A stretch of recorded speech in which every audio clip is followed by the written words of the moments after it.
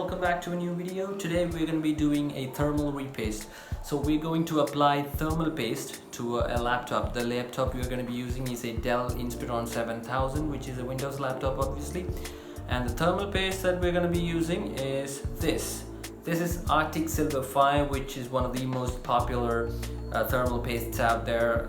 They say it's really good, so let's find out. Oh, and a quick disclaimer. Opening up your laptop and fiddling with the stuff inside is a really risky thing. It can permanently damage your laptop if not done properly. So we don't recommend that you do it. This video is just for educational or reference purposes. So if you guys accidentally break your laptop or something, don't come blaming us, because we are not responsible for whatever damages that you're causing to your laptop. So let's get to it. Okay, so this is our laptop. It's a Dell Inspiron 7000 as I mentioned. And so first you gotta turn it off and then flip it around, and then you have to remove all the screws. All the screws are basic Phillips head screws, so just use a basic Phillips head screwdriver to take off all the screws and set those aside. After that, gently pry open the back panel of the laptop and keep that aside as well.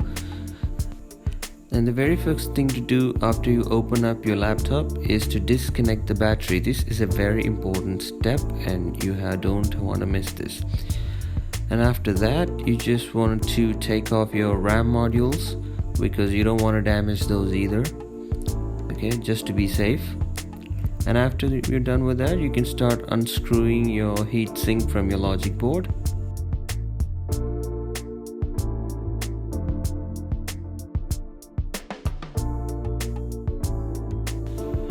After you're done with that, gently lift up the heatsink from the logic board and you'll be able to see the dried out thermal paste that's on your laptop. So use a proper isopropyl alcohol solution to clean it up using a cotton swab. As you can see, I'm using a cotton swab here. You can use a coffee filter or anything you want. Just make sure nothing is left on the GPU and the CPU after you're done cleaning with it.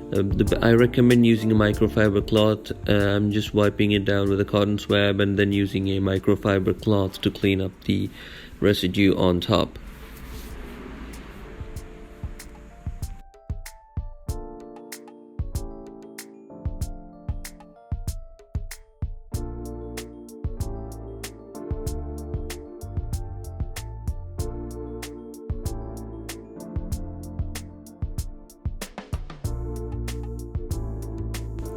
After that is nice and shiny, just wipe it out and keep it aside.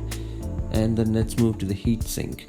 I'm using isopropyl alcohol to clean this out the heatsink as well. I'm using a cotton swab dipped in isopropyl alcohol to clean the small part, and then since this is too dried, I'm using isopropyl alcohol to scrape off the residue out here, and then using a cotton again to clean out the rest of the residue. And finally, just wipe it out with a microfiber cloth and you're good to go.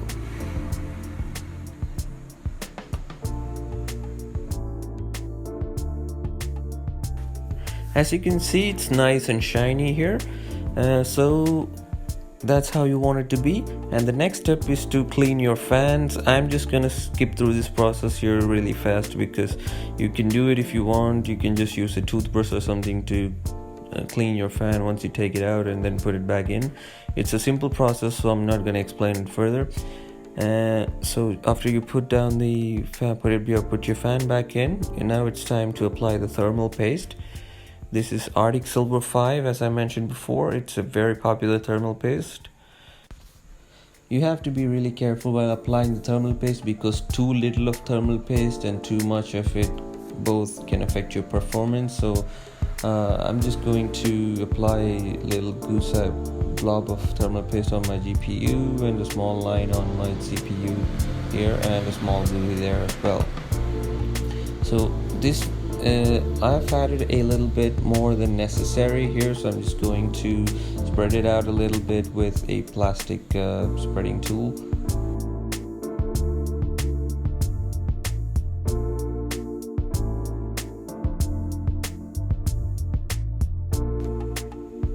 So once you're done with that, just bring out the heatsink, and you have to make sure you align the screws before placing it on the GPU and the GPU. Once you align it properly, just you unscrew it down very slowly, because you don't want to apply more pressure and get an uneven spread on the units.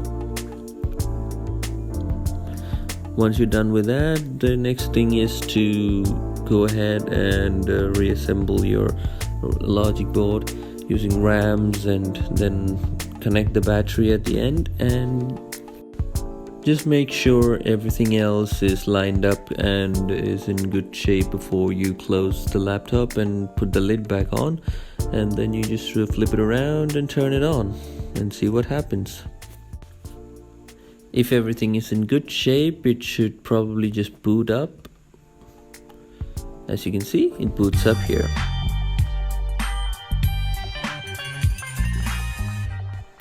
Close the laptop and put all the screws back into place, and then we'll see what difference the new thermal paste has made to the laptop.